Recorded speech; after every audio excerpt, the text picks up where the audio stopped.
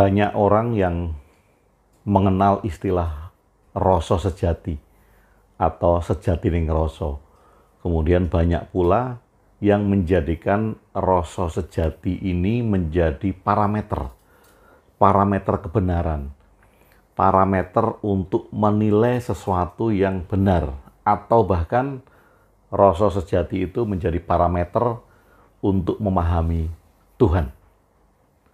Nah, apa sih sebenarnya rasa sejati itu?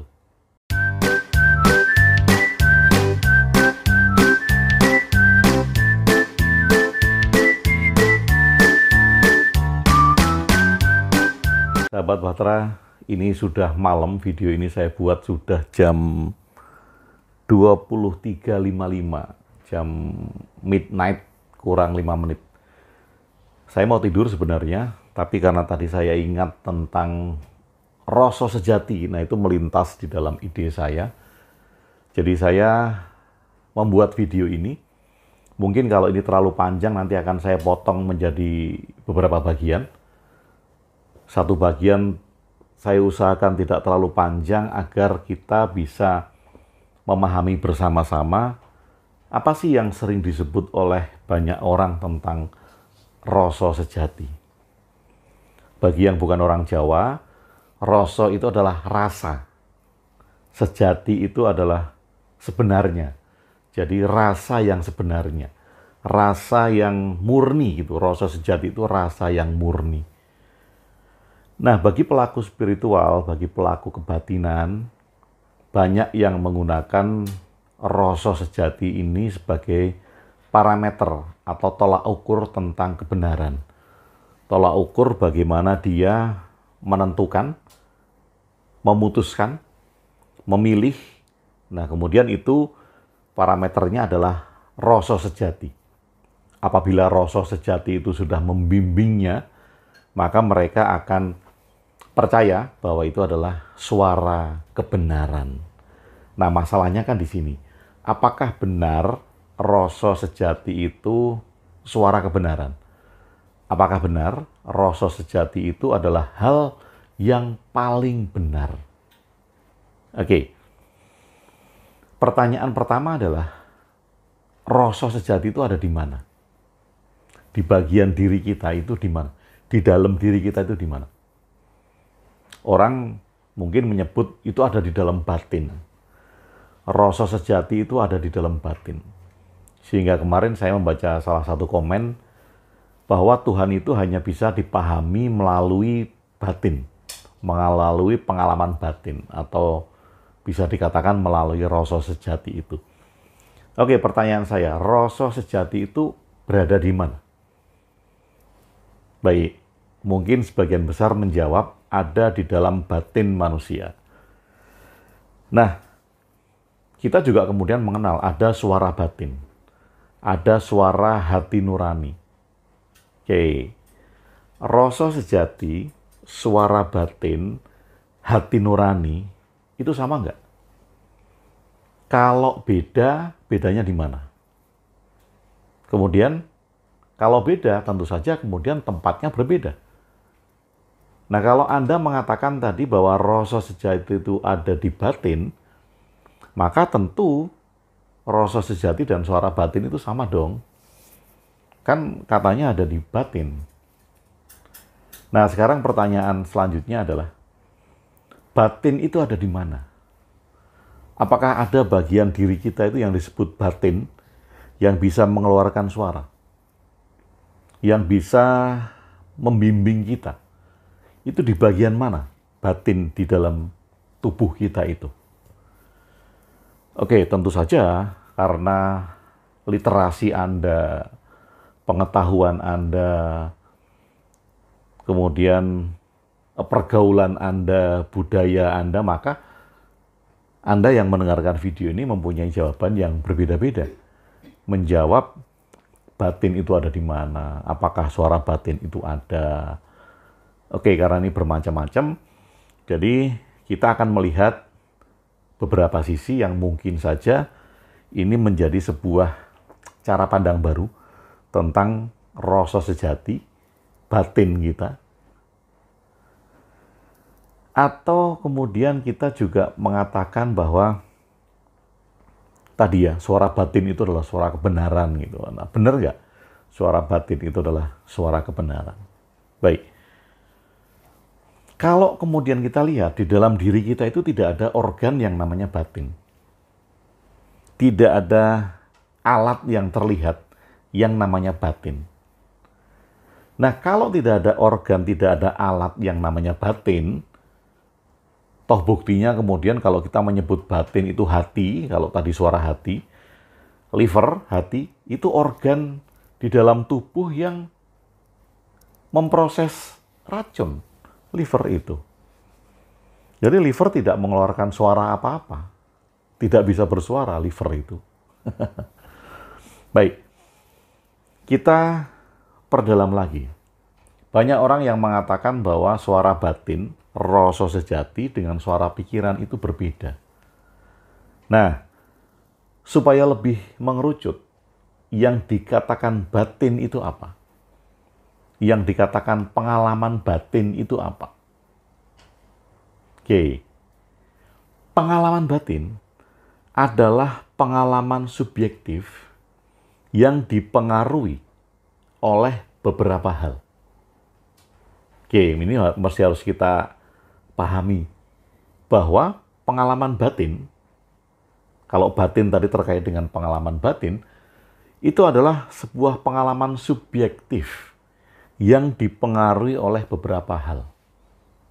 Beberapa hal itu diantaranya adalah persepsi, emosi, rangsangan, cara kerja otak, dan fungsi tubuh. Oke, misalnya demikian. Kalau dikatakan pengalaman batin itu adalah pengalaman subjektif, artinya bahwa pengalaman batin itu yang tahu adalah dirinya sendiri. Dia tidak bisa diukur oleh orang lain, dia tidak bisa diobservasi oleh orang lain. Nah, karena pengalaman batin itu tergantung dari persepsi, maka setiap manusia mempunyai persepsi yang berbeda, pengalaman batinnya akan berbeda. Misal, orang memahami Tuhan dengan persepsi agama, dan orang memahami Tuhan dengan persepsi di luar agama. Ada juga orang ketiga yang memahami Tuhan dengan persepsi budaya lokal. Nah, karena perbedaan persepsi ini akan menimbulkan pengalaman batin yang berbeda. Karena apa? Subjektif. Baik, kalau pengalaman batin itu adalah pengalaman subjektif yang dipengaruhi oleh persepsi, rangsangan dari luar, itu bisa berupa gambar, bisa berupa suara, bisa berupa fisiologis tubuh gitu ya. Kalau dihantam, tubuh kena benturan misalnya, atau gesekan. Kemudian budaya. Budaya ini termasuk nilai-nilai, norma-norma yang diyakini. Nah, semua itu akan membentuk pengalaman batin, pengalaman subjektif. Pertanyaan saya selanjutnya, apabila tidak ada persepsi, apabila tidak ada rangsangan fisiologis, apabila tidak ada kerja otak, apabila tidak ada budaya dari luar yang dipelajari, tidak ada nilai-nilai yang diyakini, norma-norma yang diterapkan, pengalaman batin itu ada tidak? Ada nggak pengalaman batin itu? Kalau semua tadi nggak ada. Oke. Kalau pengalaman batin itu dipengaruhi oleh beberapa hal tadi, berarti batin itu tidak merujuk kepada sebuah alat.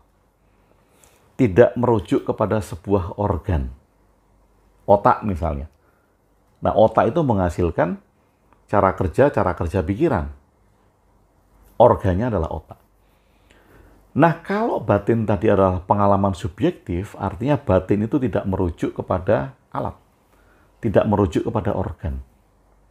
Dia merujuk kepada pengalaman subjektif yang dipengaruhi oleh beberapa hal tadi.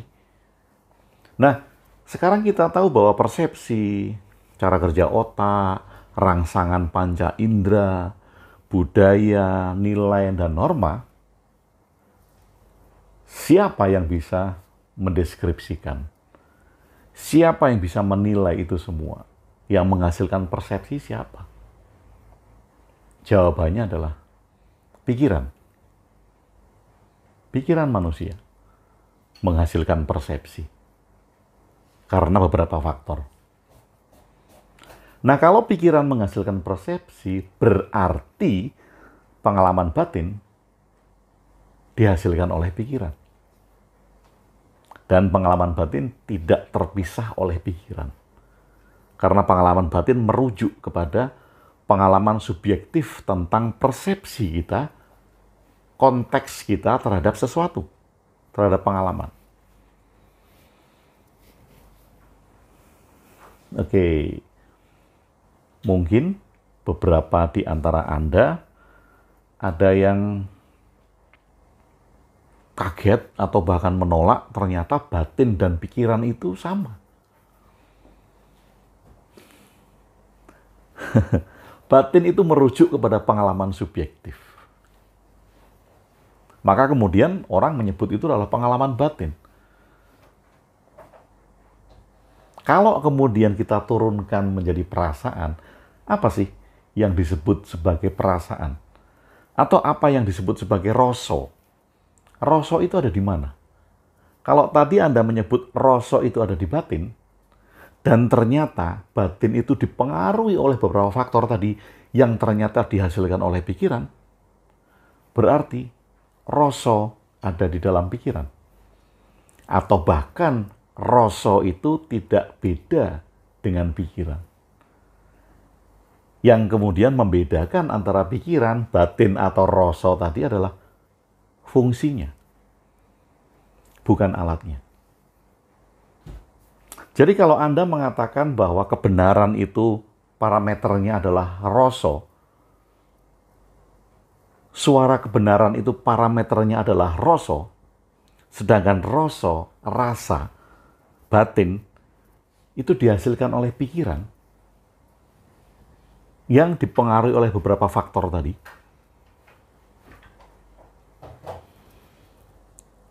Benarkah kebenaran dan suara kebenaran itu dihasilkan oleh pikiran? Kalau pikiran, rasa, dan batin itu adalah sebuah proses yang sama, hanya fungsinya yang berbeda. Oke, kita sampai di sini dulu. Ternyata batin, pengalaman batin dipengaruhi oleh beberapa faktor. Ini saya ulangi lagi. Ada persepsi, ada rangsangan fisiologis, ada budaya, nilai-nilai, norma yang diyakini. Nah, hal itu semua adalah kerja pikiran. Persepsi berbeda, maka kemudian pengalaman batinnya berbeda.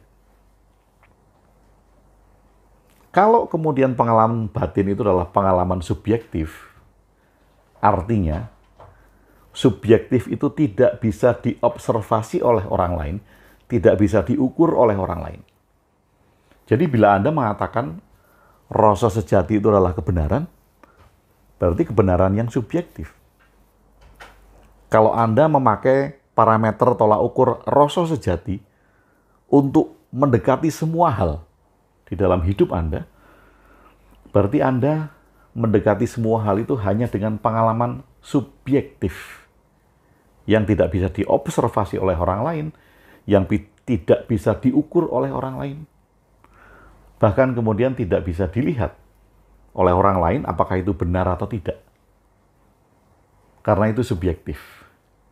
Sehingga kalau Anda mengatakan benar dari rasa sejati Anda, dari batin Anda, itu adalah benar menurut Anda. Karena itu subjektif. Baik, nanti akan saya lanjutkan. Kalau Anda punya pemikiran lain tentang rasa sejati ini berada di luar pikiran, berada di satu tempat di dalam tubuh, Anda bisa tuliskan komen di bawah video ini. Dan mudah-mudahan Anda nggak menganut aliran pokoknya ya. Tidak menganut aliran pokoknya pengalaman saya tentang rasa sejati. Wah, jangan pokoknya.